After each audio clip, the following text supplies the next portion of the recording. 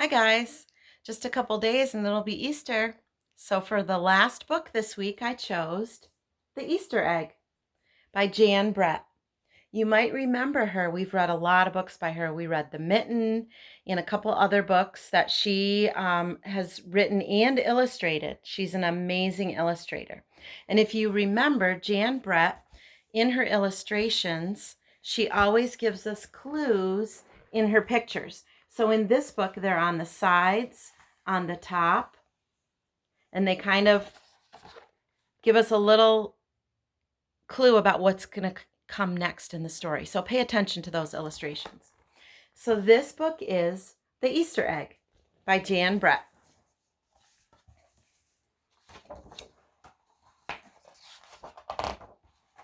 Chirrup, chirrup.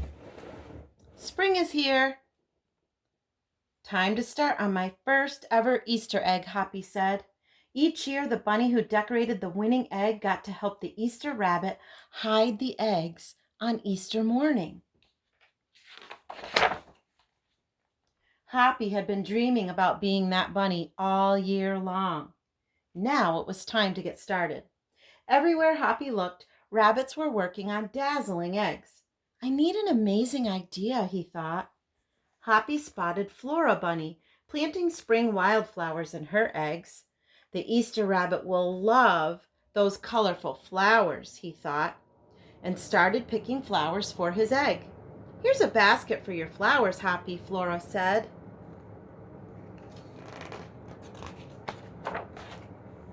Chop, chop, scrape, scrape. Hoppy spied Buster Birch carving a magnificent wooden egg. I wish I had some wood for my egg, he wished out loud. Here you go, Hoppy, Buster Birch said, and he put a smooth, round piece of wood on Hoppy's basket. Thank you, Buster, Hoppy said.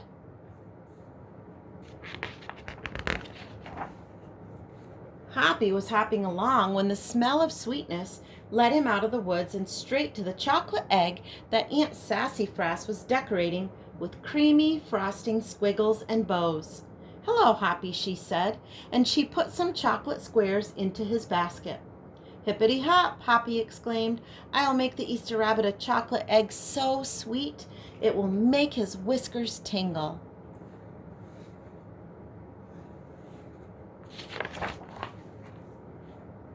Then Hoppy saw Granny Irene decorating one of her fabulous story eggs.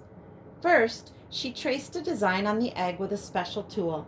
Then she dipped the egg in pots of yellow, green, orange, and red dye, adding to the design each time.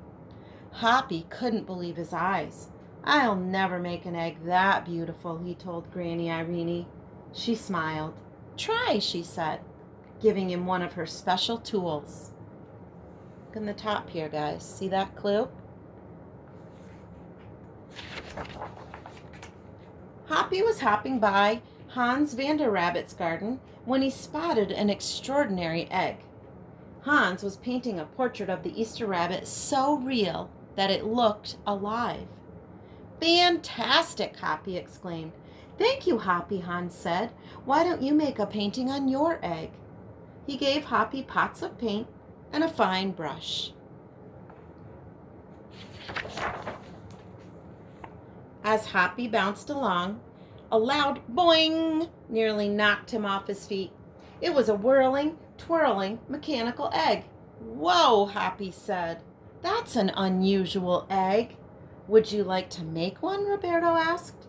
Hoppy tried hard, but the harder he tried, the more parts and pieces piled up around him.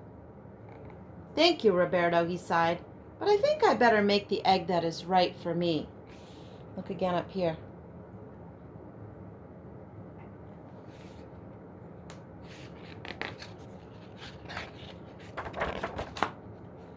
Hoppy hopped back to the woods and lay down under a tall tree to think.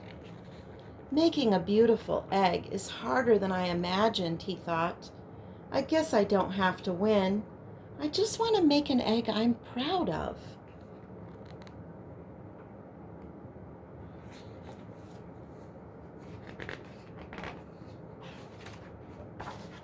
Suddenly, the woods rang with the squawking of birds, sounding an alarm. Mother Robin swooped down wildly, calling as if she couldn't decide where to go. An egg had tumbled out of Mother Robin's nest. Inside the perfect blue egg was a baby robin that needed its mother to keep it warm until it hatched.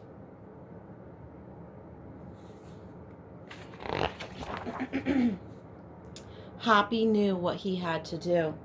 He sat down carefully and covered the blue egg with his soft, warm fur. "I'll take care of you the best I can," he whispered. Relieved, Mother Robin chirped and settled down on her other 2 eggs. Hoppy never left the robin's egg. If it was sunny and warm, he carefully turned the egg in its nest of moss. If it was rainy and cold, he kept the egg covered and dry. At night, wild animals passed by. Hoppy crouched down and stayed hidden in the ferns. Often he heard strange noises coming from above, but Hoppy didn't run away. Every day, the rabbits worked on their eggs. Tadpoles turned into frogs. Buds swelled into leaves, and Easter came closer and closer. Finally, it was time for the rabbits to take their eggs to the glen. They had forgotten all about Hoppy, who was quietly sitting on the blue egg under the tall tree in the woods. Early the next morning, the rabbits waited for the Easter rabbit. Suddenly, a beautiful wagon rolled toward them out of the mist. Look at this page, guys.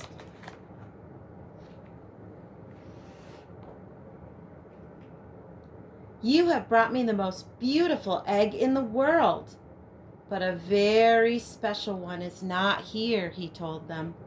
The rabbits were puzzled. Whose egg could it be? Whose is it, guys?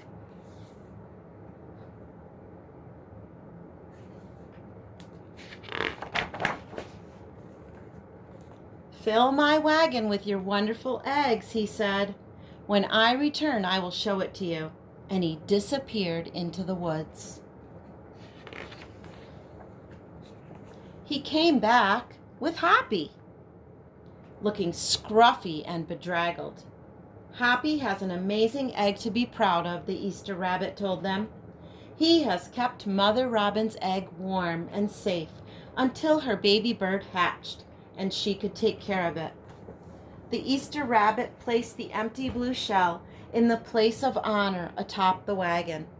"Now we're ready to go."